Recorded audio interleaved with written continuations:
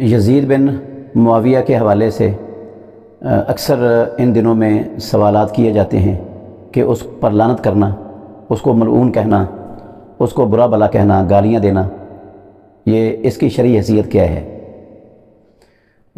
سب سے پہلی بات تو یہ یاد رکھیں کہ یزید کلمہ پڑھتا تھا، مسلمان تھا وہ۔ اس وقت کے جتنے صحابہ موجود تھے، زندہ تھے سن 60 ہجری میں، ان سب صحابہ نے سوائے چند ایک کے اس کے ہاتھ پر بیعت کی تھی اور اس کو امیر المومنین خلیفۃ المسلمین تسلیم کیا تھا۔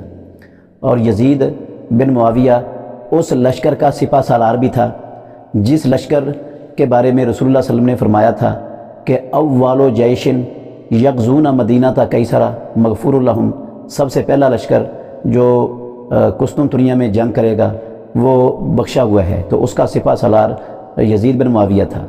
بعض لوگوں کا اس کے بارے میں جو ہے نا شکوک و شبہات پیدا کرنے والا رویہ بھی ہے، لیکن وہ پایہ ثبوت کو نہیں پہنچتا۔ سب سے پہلا لشکر جس نے قسطنطنیہ میں جنگ کی ہے وہ یزید بن معاویہ کی زیر کمان تھا، جس میں حضرت حسین رضی اللہ تعالیٰ عنہ وہ بھی شامل تھے، وہ بھی شریک تھے اس میں۔ تو اس حدیث کی بنا پر وہ مغفور لہم کے اندر انشاءاللہ الرحمن شامل ہے۔ ویسے بھی رسول مکرم صلی اللہ علیہ وسلم نے فرمایا ہے کہ جو مسلمان فوت ہو جائے اس کے وفات کے بعد اس کو برا بلا کہنا چھوڑ دو، اس کو مت برا بلا کہو، اس کو گالیاں نہ دو، اس کی برائیاں بھی بیان نہیں کرو۔ تو یہ اس کو گالیاں دینا، اس کو برا بلا کہنا، اس پر لعنت کرنا اور جھوٹے الزام لگانا کہ وہ زانی تھا، وہ شرابی تھا، وہ کبابی تھا، وہ ناچ گانے والا تھا، یہ سب جھوٹ اور دجل ہے۔ اور یہ ابن سبا یہودی کے جو پیروکار ہیں ان کا ایجاد کردہ اور پھیلایا ہوا پراپیگنڈا ہے جس کی کوئی سند صحیح تاریخ میں سے پیش نہیں کی جا سکتی۔ رہی بات یزید بن معاویہ کے حضرت حسین رضی اللہ عنہ کی شہادت کے حوالے سے، تو یہ بات بھی حق ہے کہ حضرت حسین رضی اللہ عنہ وہ کربلا میں مظلومانہ شہید کیے گئے ہیں۔ وہ نہ لڑنے کے لیے گئے تھے، نہ وہاں پر لڑنا چاہتے تھے، نہ وہ جنگ کے لیے تیار تھے۔ تو جن لوگوں نے ہزاروں کی تعداد میں خط لکھ کر مکے سے ان کو کوفہ بلایا تھا، وہی لوگ حضرت حسین رضی اللہ عنہ کو مظلومانہ شہید کرنے والوں میں تھے، اور وہی لوگ شہادت کے بعد وہ برادران یوسف والا واولا کرنے والوں میں بھی سب سے آگے تھے۔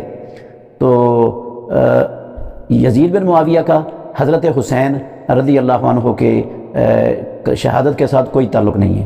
نہ یزید بن معاویہ نے حضرت حسین رضی اللہ عنہ کو قتل کیا ہے، نہ ان کے قتل کرنے کا حکم دیا ہے، اور نہ ہی وہ حضرت حسین رضی اللہ عنہ کے قتل پر خوش ہوئے، بلکہ حضرت حسین رضی اللہ عنہ کی شہادت مظلومانہ کی خبر جب اس کو پہنچی ہے تو اس نے یہ لفظ کہے ہیں، لعن اللہ ابن مرجانہ تھا، اللہ ابن مرجانہ عبید اللہ بن زیاد پر لعنت کرے، میں نے اس کو یہ تو نہیں کہا تھا۔ تو حضرت حسین رضی اللہ عنہ کی شہادت سے اس کا کوئی لنک نہیں ہے۔ ہاں اتنا ضرور کہا جا سکتا ہے کہ وہ حضرت حسین رضی اللہ عنہ کے مظلومانہ شہید کرنے والوں سے اس نے بدلہ کیوں نہیں لیا؟ بھئی اس سے بدلہ نہیں لیا، یہ اس کی کوئی مجبوری ہوگی، نہیں لیا، واقعتاً نہیں لیا، جان بوجھ کر نہیں لیا، مجبوری نہیں تھی، یہ اس کا ایک سیاہ کارنامہ سمجھ لیں۔ اور اس سیاہ کارنامے پر اس پر لعنت کرنے کا جواز اسلام میں نہیں ہے، نہ ہی جو ہے نا اس کے کافر ہونے کا یہ دلیل ہے، اور نہ ہی اس کے مشرک ہونے کی دلیل ہے، ایسی کوئی دلیل نہیں ہے، اور نہ ہی یہ چیز اس کے زانی اور بدکار ہونے کی اور شرابی ہونے کی دلیل ہے۔ تو یہ لوگ جو لعنت کرتے ہیں اگر وہ ایسا نہیں ہے تو یہ لعنت ان کی طرف ہی پلٹ آتی ہے۔ جو اس کو کافر کہتے ہیں اگر وہ کافر نہیں ہے تو کہنے والے کافر ہو جاتے ہیں۔ ویسے اللہ رب العالمین نے مسلمانوں کو مکلف بنایا ہی نہیں کہ وہ یزید بن معاویہ پر لعنت کریں اور اس کو گالیاں دیں، اور اس کی وفات کے بعد اس کے جو ہے نا وہ اوصاف بیان کریں جو ابن سبا یہودی کے پیروکاروں نے پیدا کر کے پھیلا کر جھوٹ پراپیگنڈا کر کے مسلمانوں میں انتشار پھیلانے کی راہ کھولی تھی، وہ عمل کریں۔ اللہ نے اور اللہ کے رسول نے یہ ڈیوٹی نہیں لگائی کسی مسلمان کی۔ تو نہ یہ قبر میں سوال ہونا ہے اور نہ ہی حشر میں اس پر نجات ہونی ہے، اس لیے بلا وجہ مسلمان اپنی عاقبت برباد کرے، کل قیامت والے دن اگر اس کے خلاف یہ جو سبائی پراپیگنڈا ہے ابن سبا یہودی کے پیروکاروں کا، اگر یہ غلط ثابت ہو گیا تو کہنے والوں کا تو بیڑا غرق ہو جائے گا۔ کیوں اپنا بیڑا غرق کریں کسی وجہ سے؟ کیا ملے گا ان کو؟ کیا نتیجہ نکلے گا اس کا؟ تو اس لیے یہ جو رویہ ہے مسلمانوں کا یہ درست نہیں ہے، 100% غلط ہے، احادیث کے بھی خلاف ہے، اور جو کتاب و سنت کی تعلیمات ہے اس کے صریح منافی ہے۔ اللہ سب کو صحیح سمجھنے کی اور عمل کرنے کی توفیق عطا فرمائے۔